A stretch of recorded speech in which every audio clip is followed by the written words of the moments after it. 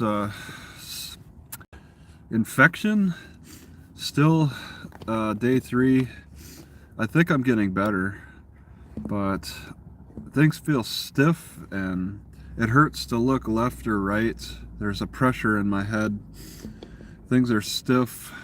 I think my stomach is a little queasy. I have not puked. Usually I clump the viral infections into one of 2 categories. Either it's a stomach sickness or a lung infection, and it's neither. None of that. I mean, yeah, I coughed up a little bit of like dry coughing, but it doesn't seem that bad. It's more of a dehydration sickness than anything. I've been suffering a dehydration sickness. I've been making sure that I drink as much as I can, and it's not been easy with this.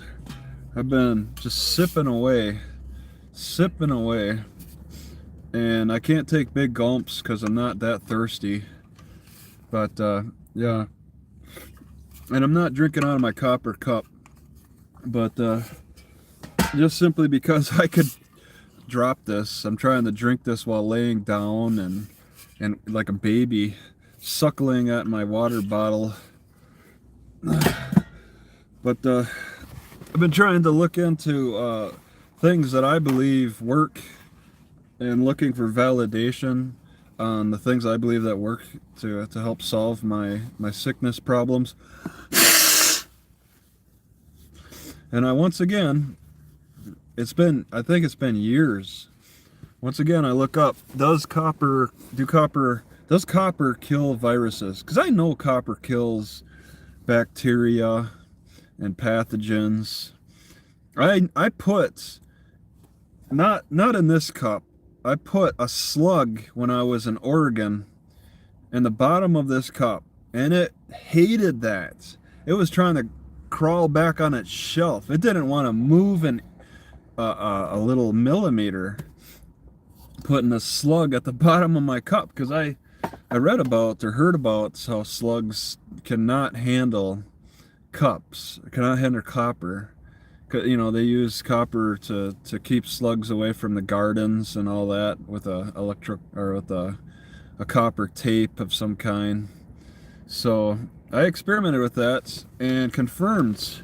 I mean, I don't, having this little headroom is so frustrating sometimes. I want to look up and it's like, pisses me off. But the copper, it does a lot to dissuade the pathogens, the small things. I think as big as a slug. But I mean, if a human has too much copper, it could become toxic too.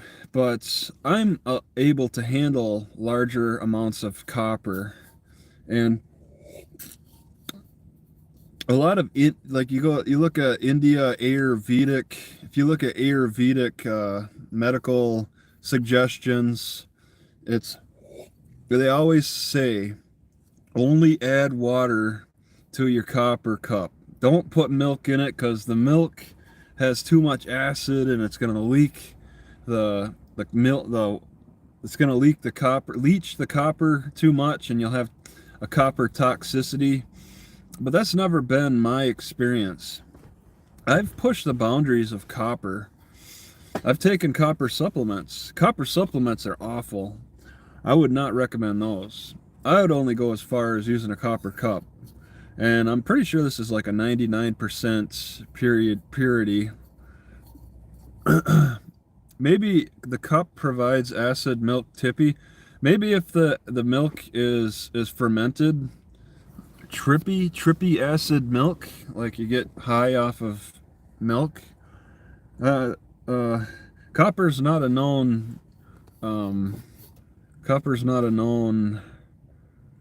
like hallucinogen. But I suppose if you get sick enough, anything could be a hallucinogen if you have enough of it and it becomes toxic. Uh, so, oh, copper and zinc kind of balance each other out. I was learning about how the heart beats.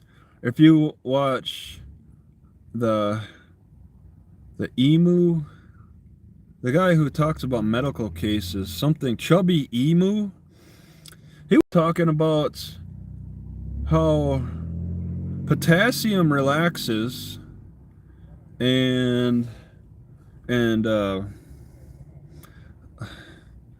magnesium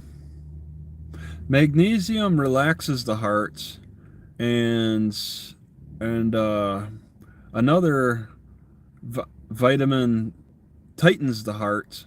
So he was talking about a 21-year-old man who took too much coffee, 2 gallons of coffee in a few hours, and he passed out, and his heart was just like this.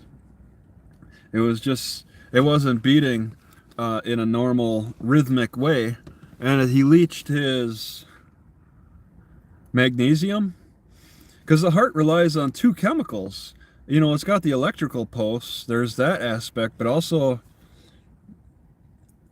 Chubby Emu, you know, the Western hospital focuses a lot on chemicals. They focus more on chemicals than the electrical aspect. Yeah.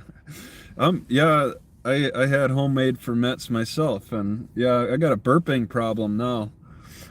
I had so yeah, too much coffee will kill you. I'm done with coffee, absolutely. I am completely swearing off of coffee. It's never been good to me. But I added celery seed, crushed it up.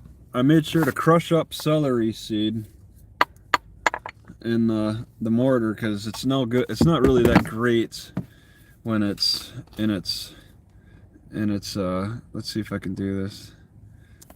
Oh, in its whole state, it's not really that good.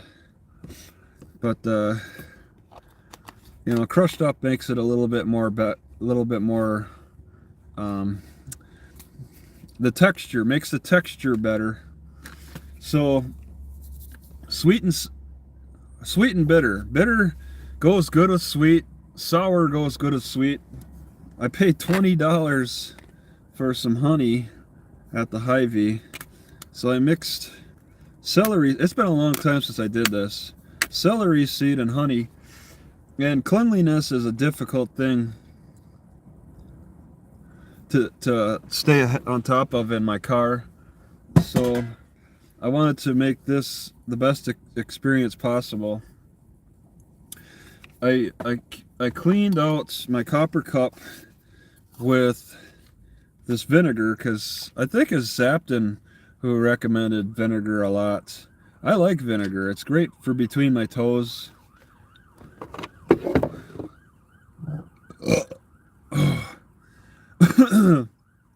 I'll brush in between my toes with the vinegar, and it seems to help. You know what's strange about this vinegar is that I can't really smell it. I'm still sick enough where I can't really smell it. So there's some congestion going on there. That's concerning. That I want to try to fix today. Yeah, I got that toothbrush for free. Somebody just gave it to me. So I mixed the celery seed. I crushed it up, put it in the cup, then put the milk in, hoping that I could mix the celery seed and milk together pretty good. Then poured the honey in, and then mixed it up and drank it. Zinc to copper ratio. You're onto something there. Are there zinc cups out there? What if I drank from a zinc cup and then drank from a copper cup? Because I'm sure copper or zinc could get into the water too. That would be interesting. I've always wanted a gold cup, a silver cup, and a copper cup. And I just drink from one of each. Gold, silver, copper, or a gold, silver, yeah, copper, just for those properties. But it gets a little more difficult to find the gold and the silver cups. Silver actually is a little more common. I really haven't found any silver cups. If I wanted to just straight up buy them, then oh my god, that would be too much. A Bitcoin cup, yeah. You can't do much with Bitcoin. Bitcoin isn't as exciting as gold or silver. There's no 1849 rush.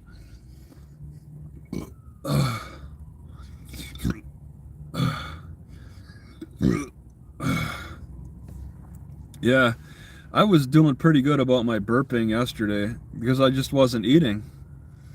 And now that I've consumed this, I'm starting to burp again. I was kind of hoping to stop the burping with the celery seeds, but I guess not.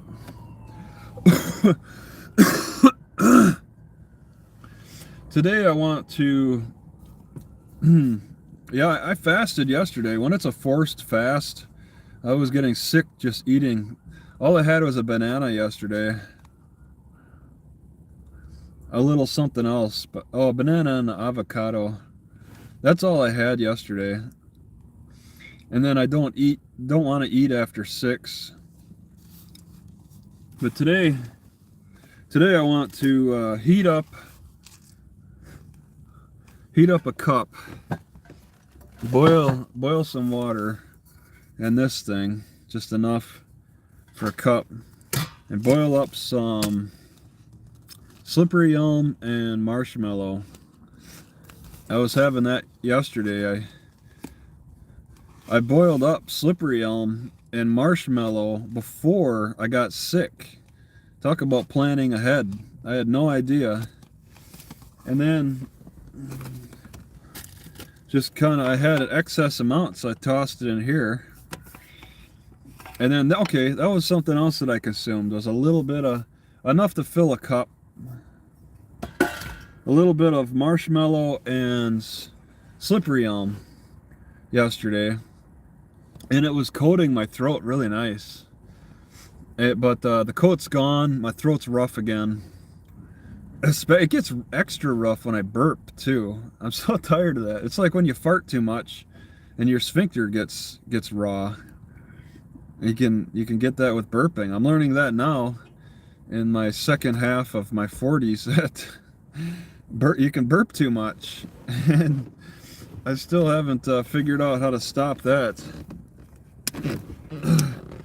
Trying different things, but I guess fasting, I don't know, I need to lose like 50 pounds.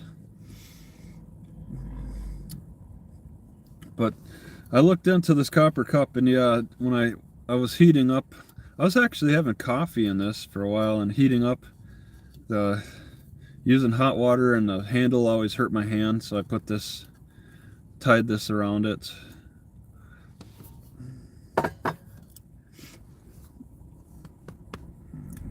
But yeah, I'm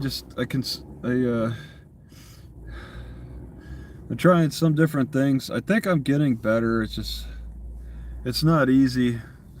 I really struggled 2 nights ago. It got down to the low 30s, and that was the first night of getting sick. My heart was racing. I was heating up in my joints, but nowhere else in my body. Suddenly, inflammation just erupted in my joints, and it was so strange. I was getting cold, but none of that. I couldn't spread the heat to the rest of my body. It was only going to my joints. Until I was able to get into blankets and then start warming up, then my whole body was warming up. But this was like 30 degrees. Last night it only got down to the 50s. And I was better prepared. I didn't even have this vest on 2 nights ago in the 30 degrees. I didn't use any of my hand warmers, any of these heat packs 2 nights ago in the 30 degrees. Because I was stunned. It happened. The sickness happened so fast, and so I just didn't react to it being a sickness. My heart was going nuts, and I made sure to control my heart a little bit with the magnets. I just put them on my chest or hold them. Get that electrical pathway. Have one for each hand. So I was using the magnets, holding them to my chest, and my heart was getting better. It just for the electrical signaling. I mean, I wasn't improving my nutritional aspect. I wasn't improving my chemical aspect, only the electrical. But apparently the electrical part was down too, was off, going nuts.